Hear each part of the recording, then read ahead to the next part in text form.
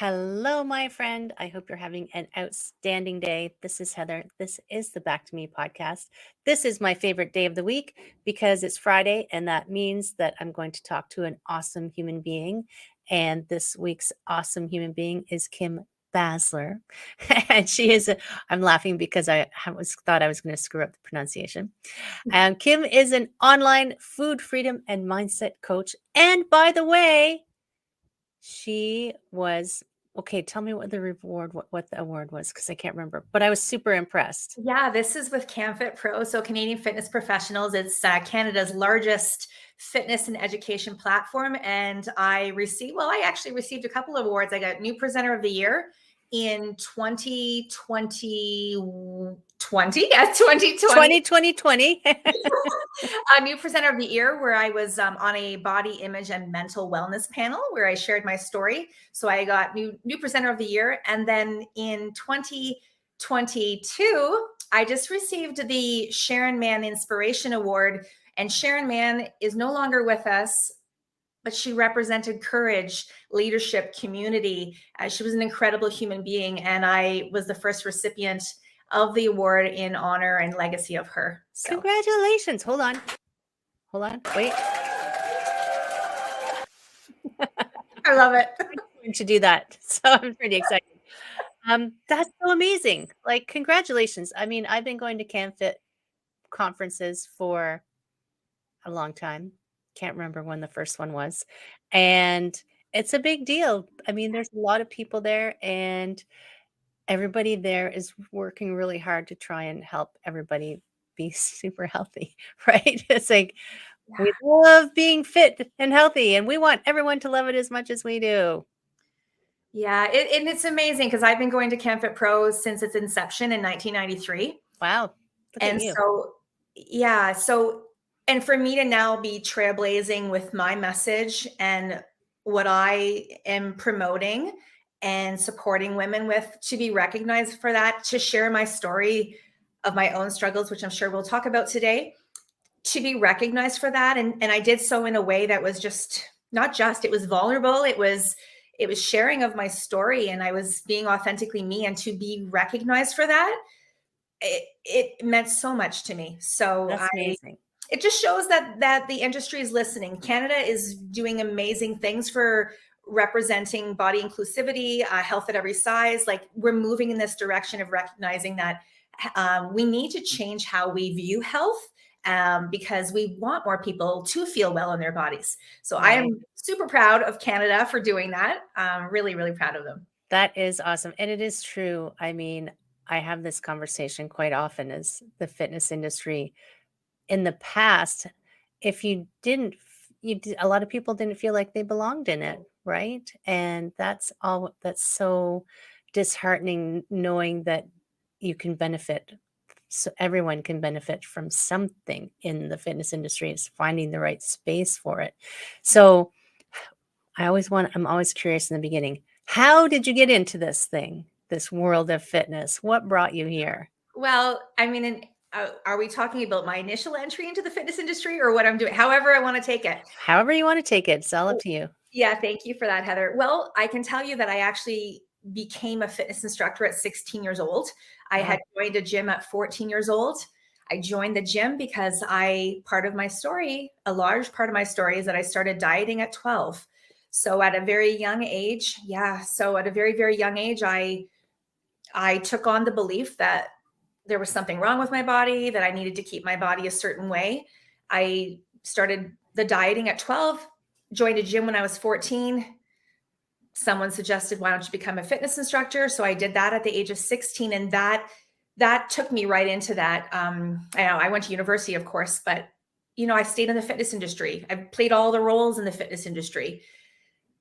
But what got me to what I'm doing now is part of my journey, right? And I think to myself, how can I answer this question for you? How did I get into the work? I work as a food freedom and mindset coach. And what does that mean?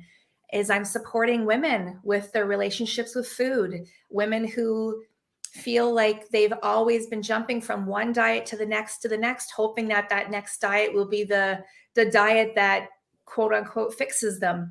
And helping them feel better in their bodies, accept their bodies for the amazingness that they are, recognizing that we're all different, and really building up the self-worth. Because as much as I worked in the fitness industry this whole time, what I also was secretly struggling with was my own body challenges, the disordered eating, I weighed myself every day from the age of 12 years old until I was 41. Holy moly. Every day, every day. And I think back, and I know, like, I say it now because and I don't mind, I like to talk about my age. I'm 6 years into this journey, and I say that now, and it just feels so distanced from where I was, but that was my reality. Was I was in the thick of trying to control my body, and the scale was a ritual every morning in my life. And there was obviously times in my life where I was even struggling with an eating disorder in high school. So you can imagine the stress and that I carried. I was also a mother, and I had a career, and I mean, how many of us as women are trying to do all the things and wear all the hats, and we feel like we're failing at it miserably because we just take on way too much. Well, and we create this vision of what it should be, Yep. right? We create, and I mean, yes, a lot of it does come from media Yeah. and even social media. It's like, this is how I'm supposed to be, and if I don't measure against that, I've got to do something. I got to work harder. I have to do more. I have to fill in the blank. We've been taught, right? Like, we've been taught that having that ideal body, which we know changes constantly, Oh my like the God. messaging changes constantly. So we've been taught that if I'm it's the answer to all my problems, right? Like, if I can, as I said that to a therapist, when I was at the beginning of this healing journey, I said, like, if I just didn't have these body struggles, if I could just manage my weight, I know that I would be okay. I was attaching all of my challenges to my body, because in the thick of it, that's what I had believed. And I got sick, essentially, Heather, is what happened. I was carrying the stress. I was burning myself out, and just trying to do it all. And I started to experience a host of issues.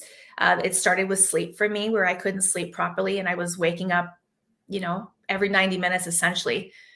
Body hives followed from that. Ooh. All of that internal, and I'm reading a lot right now about how the body, manifests illness and what shows up. And that's what was happening. It was all coming from inside of me, all these years of the pressures.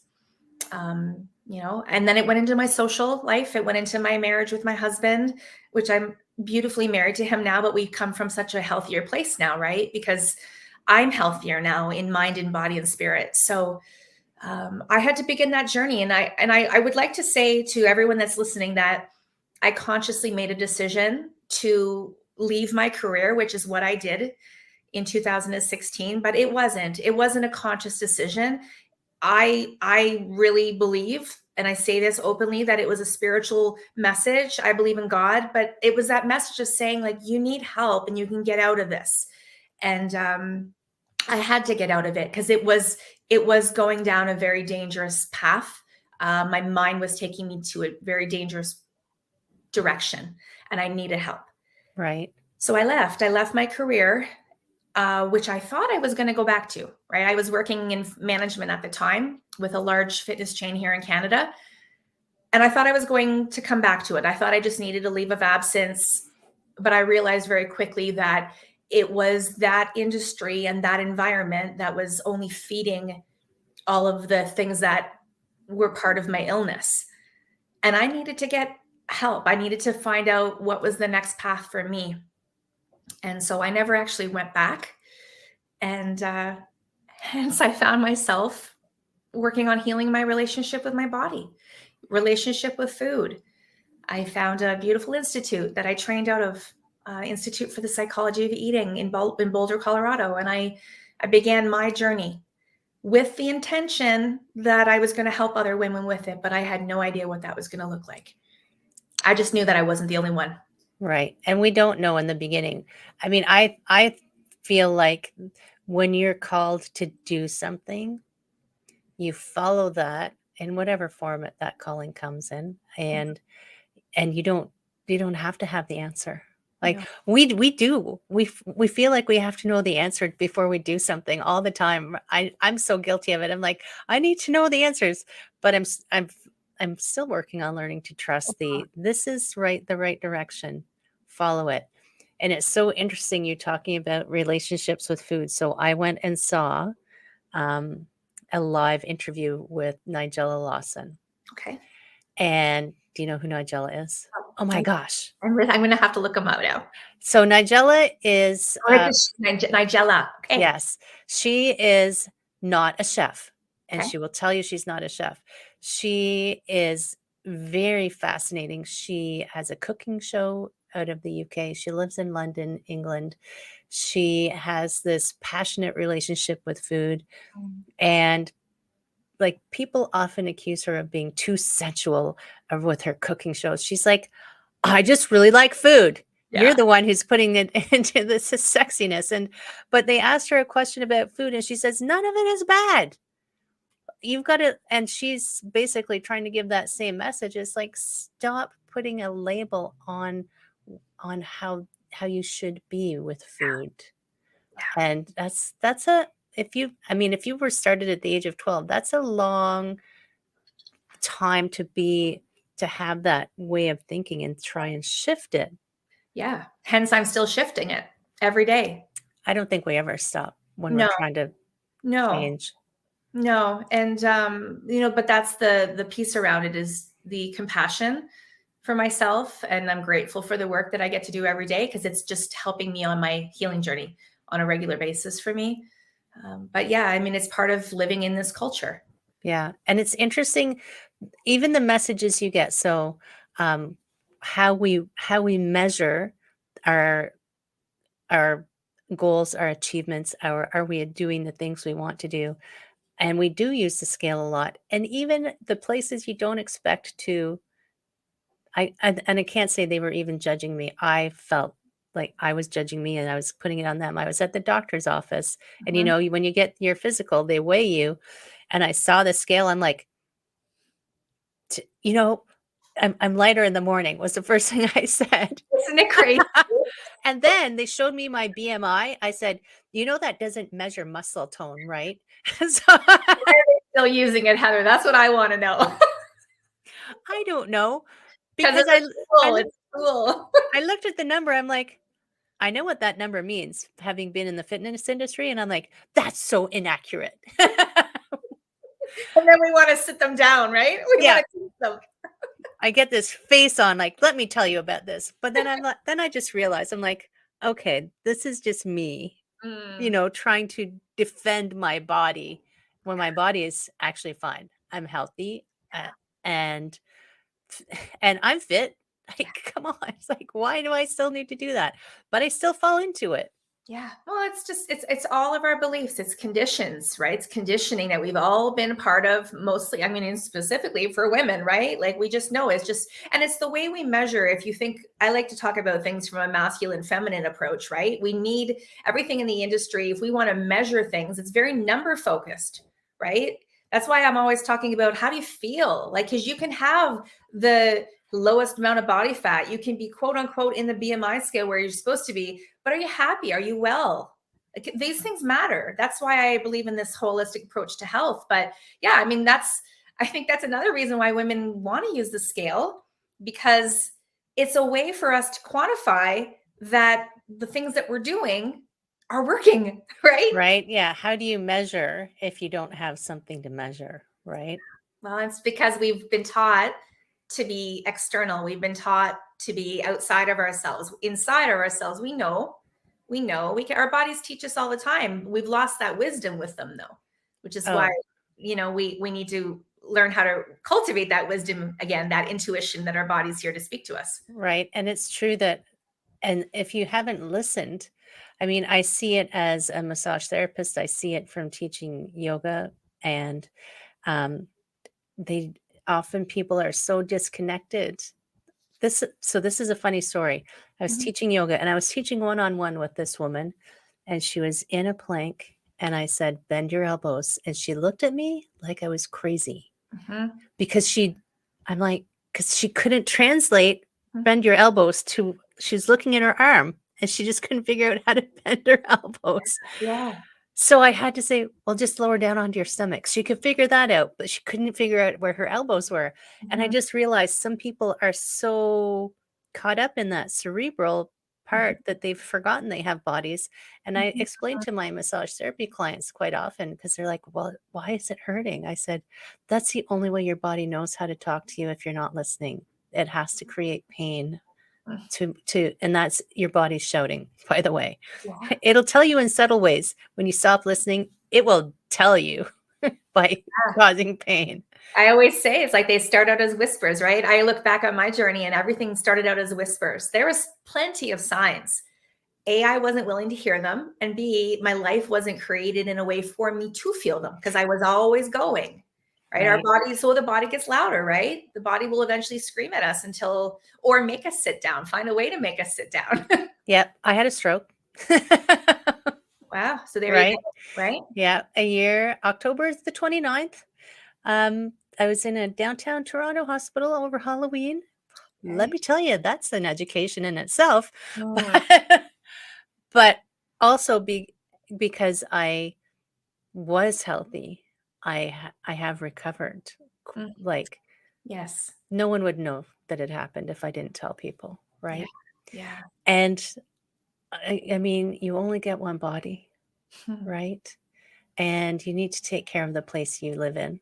Mhm. People take better care of their cars, Yes. which I find fascinating. But Mhm. Mhm. so when you're helping people, I mean, it's a process. Like, how do you find to help them?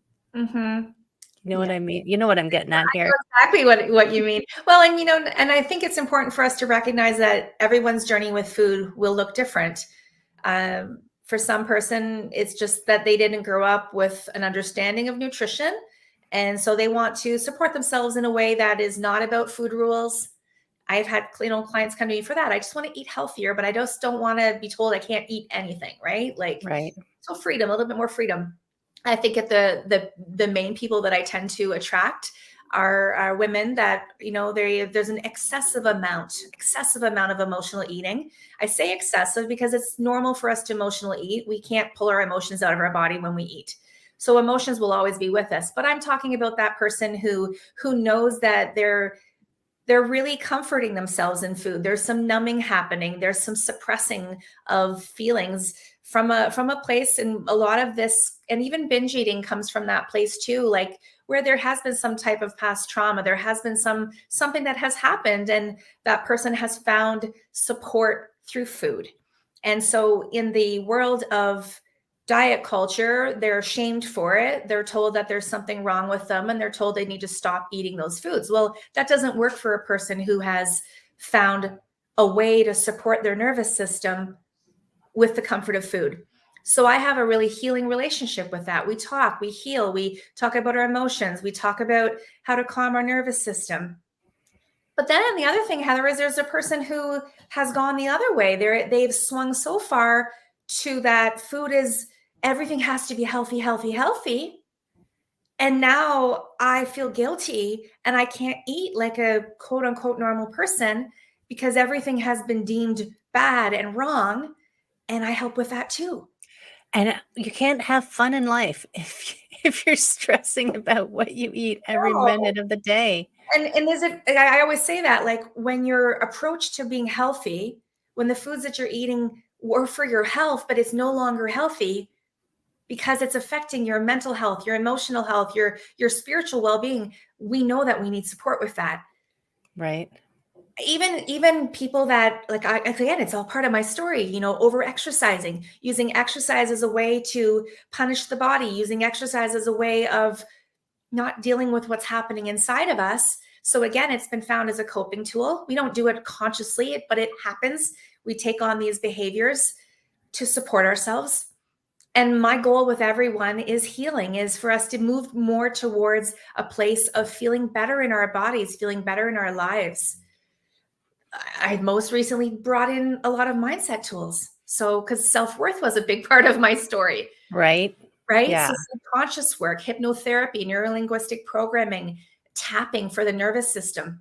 Tapping is so good. So good, right? So my goal always is to give people tools for us, first of all, to understand where did this come from? So that's the psychology around the work that I do. Is there thoughts, feelings, and beliefs that have led us to where we are now? So we don't come at it from a place of shame, but we understand. And then we work on building tools and more awareness and changing our belief systems so that we get to identify with moving towards a level of health that feels right for us, because their health does not have a look. We know this. Heather, I'm talking to the choir here. I know. Right? We know, but the listeners, right? Like health, we've been taught that health is found in smaller bodies. Well, you can be in a smaller body and not be healthy. Oh my gosh, so true. And I am in a larger body now and significantly healthier from a holistic standpoint. So this to me is longevity. This to me is sustainable. This is enjoyable. I'm not here to define anybody's level of health. They get to define that for themselves, but I get to support them with it.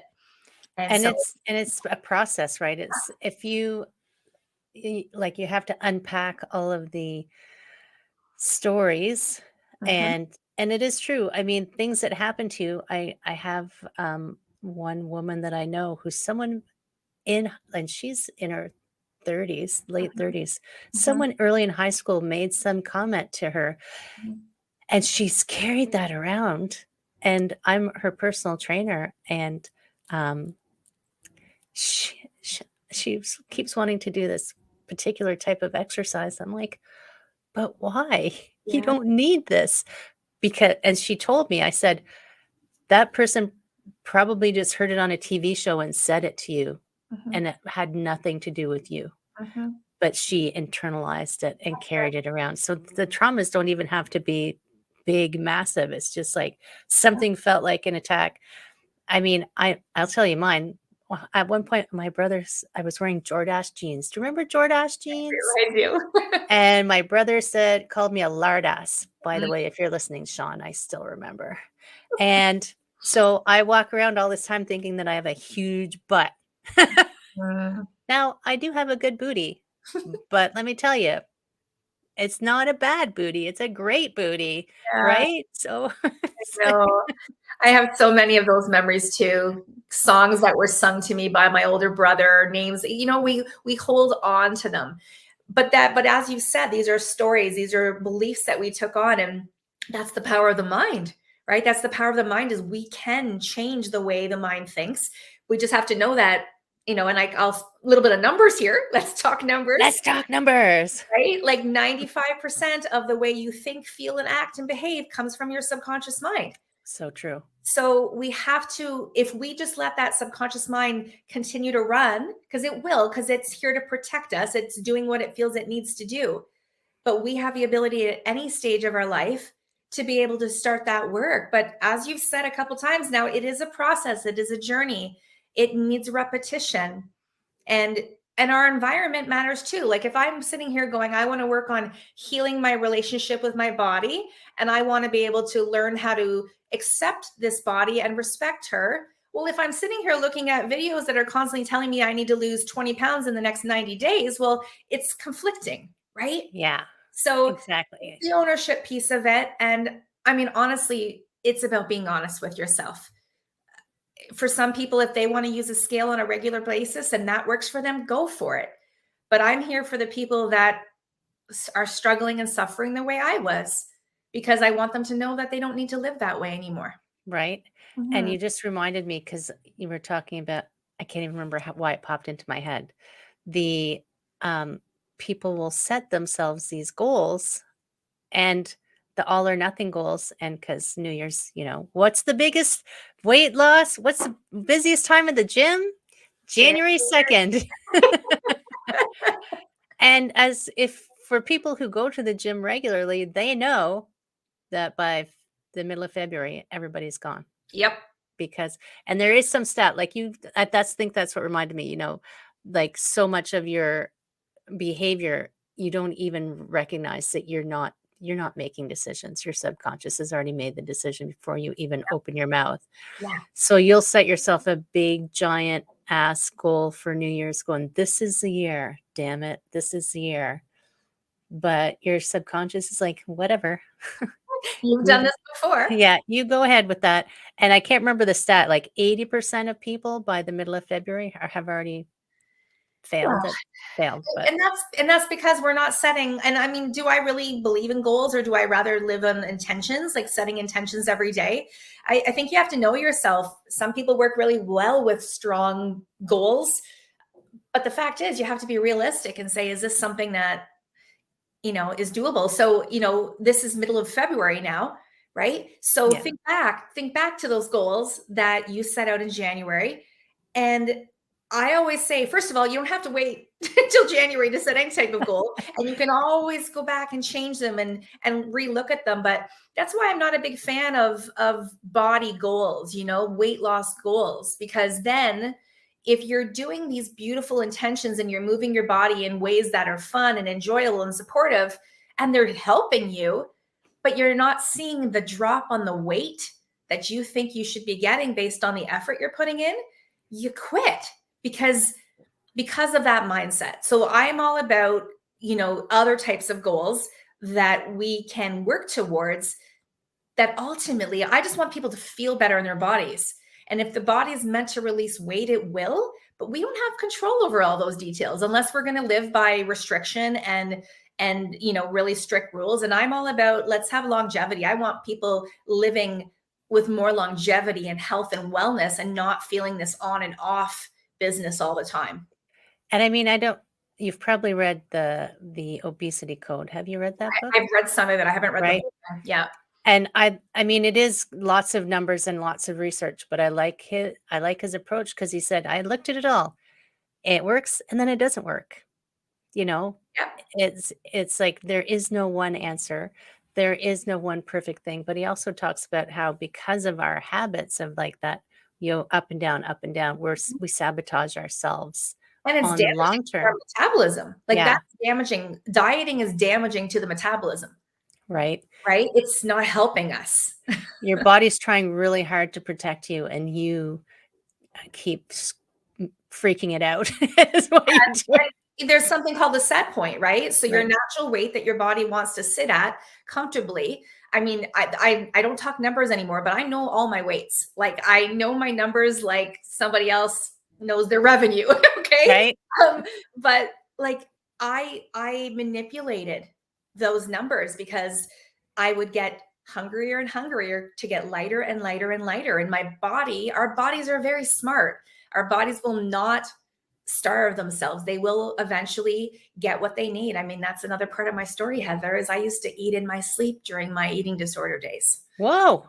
Yeah, that's another conversation. So that's crazy. Yeah. But again, it's survival, right? That's the body's job, is survival. So we can't outsmart our bodies. We all have a natural weight that our bodies will comfortably sit at for their wellness. Like, if the body wants to keep putting those 5 pounds on, maybe it's because the body wants those 5 pounds for its best energy and nourishment. Right. Right.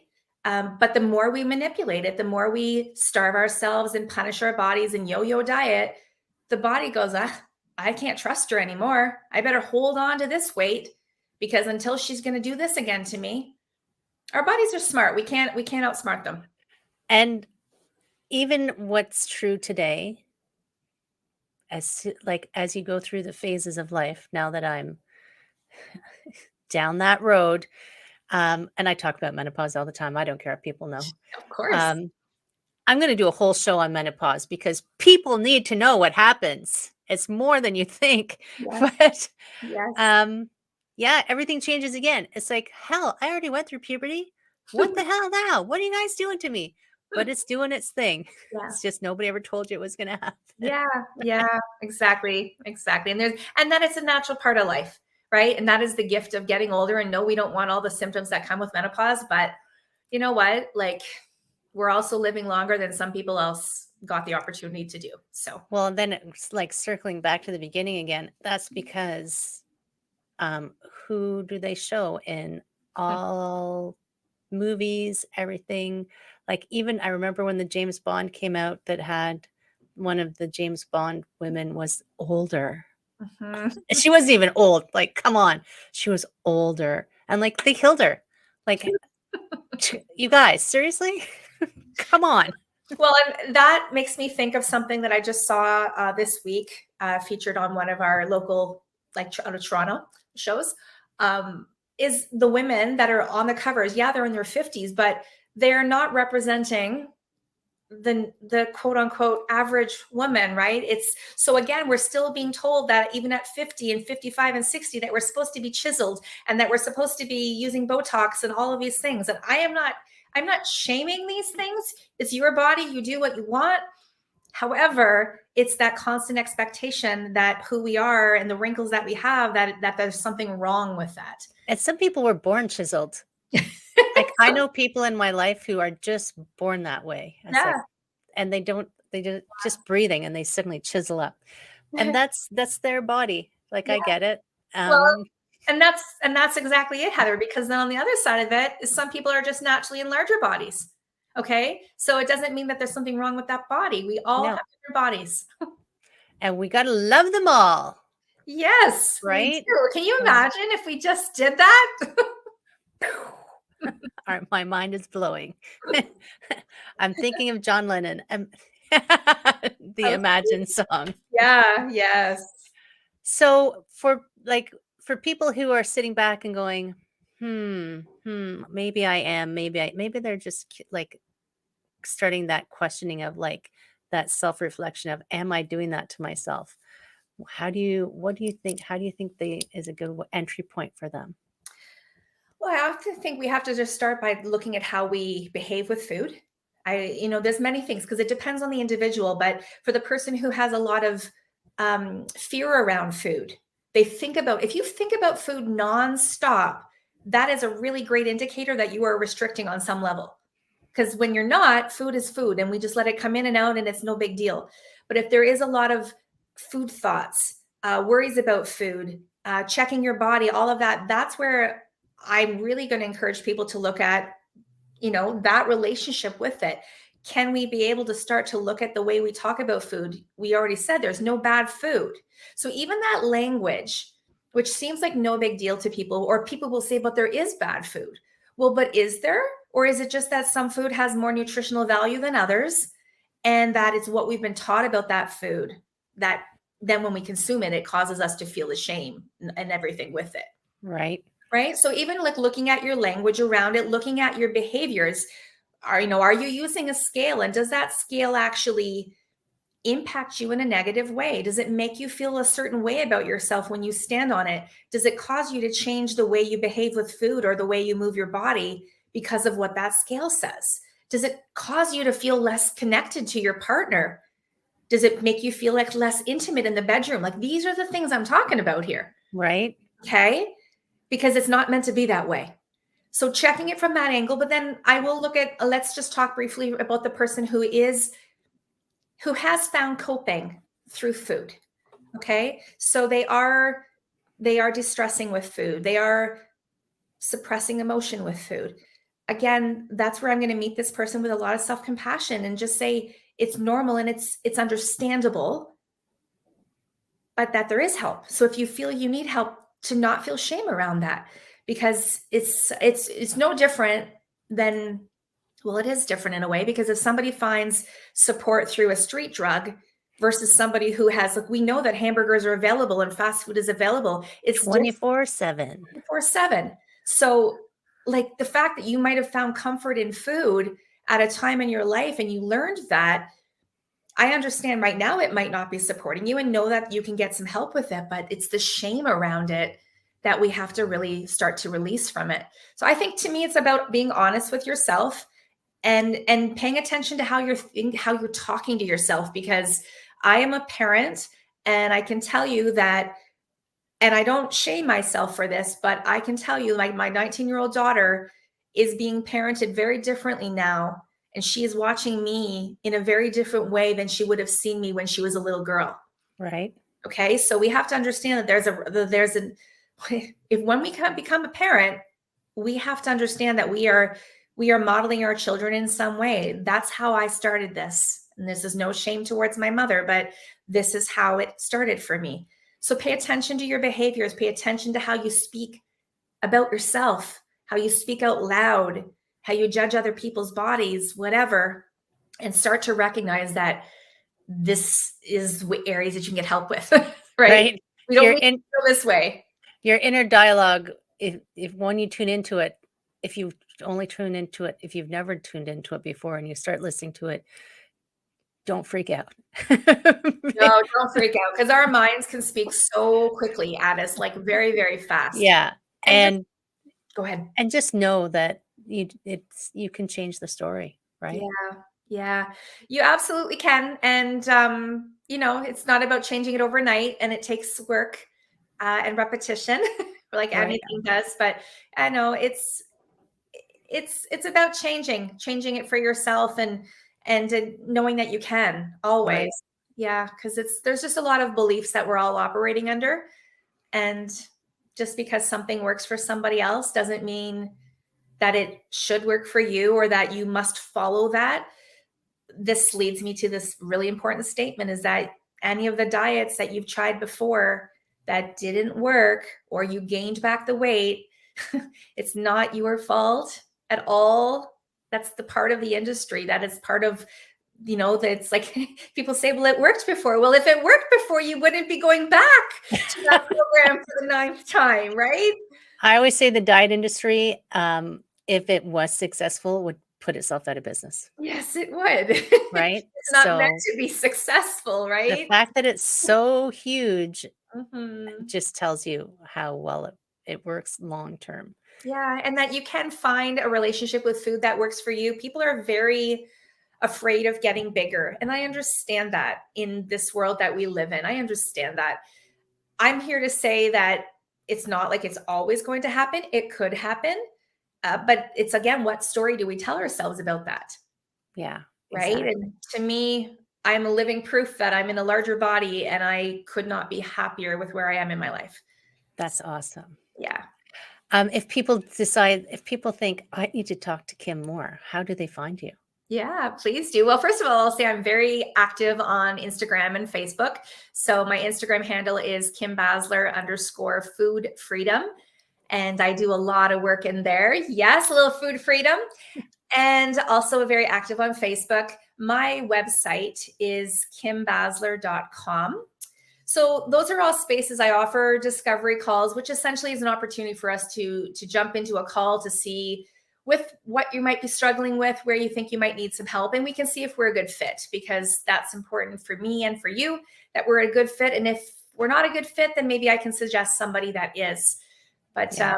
I'm here. I'm here. Yeah. And I mean, it's going to all go into the show notes as well. So if people are like, what did she say? Check the show notes. It's in the show notes. Thank you so much, Kim, for sharing all of this. But before you go, do you have, there's been so much already that you've already done, but do you have final word of wisdom? Final words of wisdom is that you can try again, that you can take a different path, like whatever that is for you. We create so many stories about ourselves. And I'm just asking you to know that you are, if you've never seen this quote, you are the author of your life. You get to change the script. You get to turn the page, and it's never too late to do that. And, if you think of all the stories that are out there, there is not one that is better than the other. So find what works for you, and know that you can bring other people into your story to help you along. That's outstanding. I was like, what more wisdom can she give us? And then she Did I has wow you? just another mic drop moment. Oh my God. Thank you so much for coming and sharing. Thank you so much for everything you do, by the way, because I think it's such an important thing in the world right now. And so many people over the last few years have had so much they've been trying to cope with. And yes, you don't have to do things alone, right? You can get support that you need. I would never be where I am, Heather, if I did this alone. Right. Exactly. Me neither. Thank you so much. And thank you, my friends, for hanging out with us and listening and involving yourself in our conversation. If you want more, you know what to do. Reach out to us, send us your love, send us some love, subscribes, shares, all that good stuff. Even send us some comments. We love those too. Take care, my friend. I will see you again